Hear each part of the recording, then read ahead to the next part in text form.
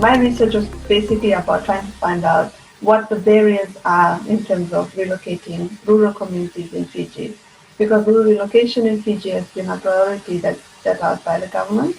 And so they are trying to follow up with that. And the aim is to relocate over 400 communities.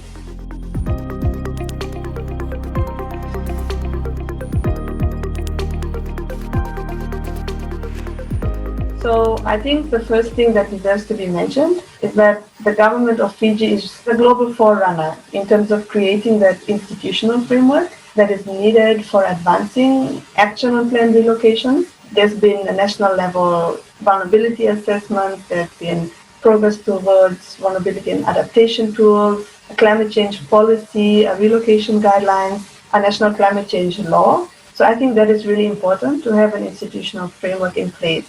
Without that, I think action by government would not be possible in the first place. The relocation guidelines, I think, although they are still quite broad, some criticize them as being too broad and general. I would say that they're important because they highlight that relocation is about more than just resettling communities, but it's about a holistic approach to increase communities' overall resilience, and it's about enhancing people's lives and rebuilding lives. I think it's important just to highlight that you have guidelines that really put the community's livelihoods at the center.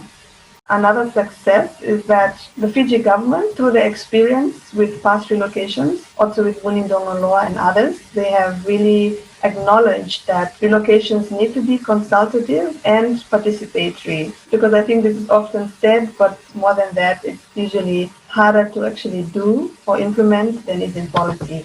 And then my last point would be that I think another success was the establishment of a national relocation task force. In the case of Fiji, this really enabled an interagency and multi-level approach to respond to the dynamics and the needs that arise when relocating communities and rebuilding lives and livelihoods. So I think this multi-level, multi-agency national relocation task force can really better respond to all the community needs, and it also helps to consolidate and coordinate the resources between the different stakeholders. Just to summarize, I would say that Fiji has really made an institutional leap in terms of enabling community-based relocation as a measure of last resort, and it's really prioritized climate change adaptation and relocation as one measure of adaptation to be mainstreamed into Fiji's National Development Plan and all other policies.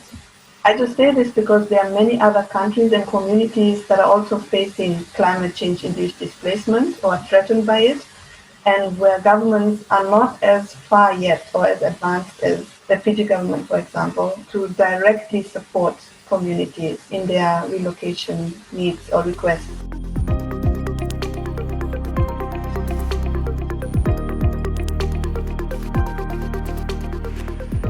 Also drawing on other relocations, not just Mariposa, I would say that these challenges are directly related to the complexity involved. Climate change issues are also called wicked problems, and that means that they are highly complex in terms of considering climate feedback effects and dealing with climate system uncertainties. And, often we lack local level climate data and other information. There are different societal needs and wants.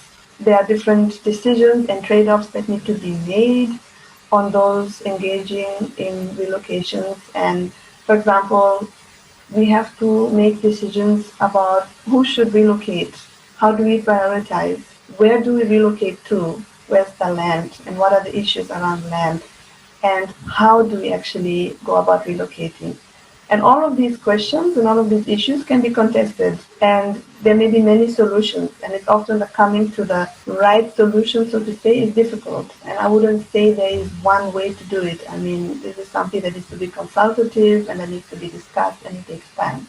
Basically, it's extremely difficult given the complexity of climate change and the complexity of relocation, which deals with communities and their lives and livelihoods and the sense of belonging to a place. And when you put those two things together, there are no straight or easy solutions.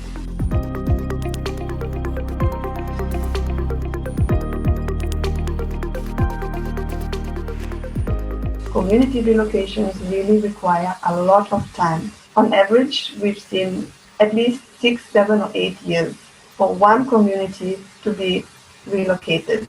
It requires a series of steps and measures to be taken. And usually you can't jump these steps. You have to sort out one thing first, the consultation with the community, securing the land, and it goes on and on and on. So there's a need for proper assessment, for planning, for consultation, and also you need to have time for dealing with unexpected events. So like what we had in the case of Fiji, when there's a cyclone, unexpected cyclone, and it just destroys everything, or it affects the community's livelihoods, then the project gets stalled or delayed. You have to plan for it, you should plan for it, but you don't know how it will happen or what the extent of the impact will be. So that's one challenge in planning always. And we need to think about how to plan for these things realistically with the resources at hand, both human and financial. And while we say, okay, community relocations take time, do we have all the time in the world? Often no, because relocations are often associated with set time frames. If you have external funding, then you usually have a set time frame, say 3 years. It usually doesn't work out in 3 years to relocate a community. So there's usually this tension between the time it takes to do proper consultations and assessments. And then again, related also to this point, is that usually when we do assessments and we do vulnerability assessments in communities to try to see what is the level of vulnerability and what kind of adaptation measures need to be taken, these assessments are often very technical assessments, and little emphasis is paid with regards to the social and the cultural dimensions of factors that shape communities' perceptions on what could be done and what is legitimate action to take. And I think it's important to acknowledge the social and cultural factors and take into consideration and making it central to planning. And it's important, in my opinion, for building trust with the communities and building a relationship with the communities. And it's also important for understanding the meanings people attach to places and to enhance social acceptability of the measures that are planned.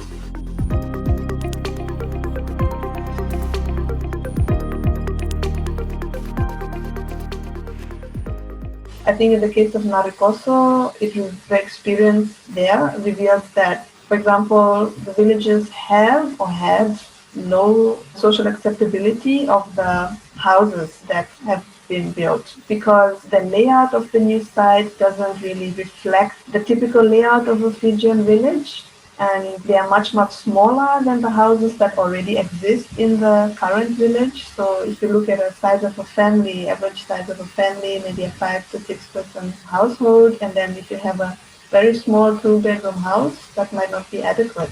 You have to look at how do people live in communities, how do people live in families, and sometimes you can't just apply like standard rural housing plans or guidelines.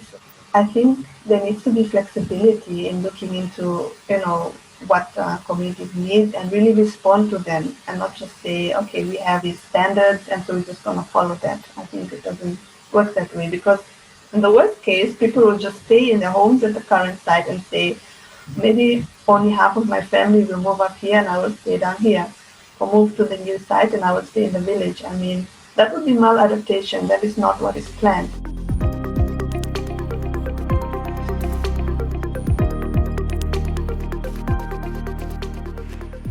I think more often than not, there's a lack of community participation, full and proper community participation, not only in terms of relocations, but I think in rural development and engagement in general. I say this because I think often funding proposals are written, plans are made in consultation with villagers, but with little effective participation. What is very important in defining the rules of engagement with the community. So actually asking them, like, how are we going to approach this? How are we going to engage together? What is our role and what is your role, and what are the decision-making powers that each of the different parties have? And usually plans are made more centrally, more with governments, so-called experts, but with little input from the communities in terms of defining those rules of engagement. And also with setting a time plan for the activities. Often these things are already decided beforehand and lack participation from the communities. And then this can lead to frustrations on the other hand and the side of the communities, and leads to a lack of engagement from the side of the communities, and then also frustrations again on the other hand to those who have organized and made the plans, saying that all the communities are not engaged, they don't want to take ownership. So then this just causes a lot of conflict between the different actors involved. Another point is that when there is a lack of engagement, a lack of participation, then planning is not done properly. And then when you have a lack of planning or poor planning, then there might be a selection of unsuitable sites for relocating. You can see environmental damage that can be caused because the villagers have a very good understanding of their own environment and of their own place. And often, or at least I would share the example of Mariposa now, the community has already selected a site, but then government, when they come and do their assessments, may select another site, which in the end turned out to be more unsuitable or maybe less conducive for actually relocating there. And in the process of preparing the new site, it can lead to maladaptation, let's just put it that way.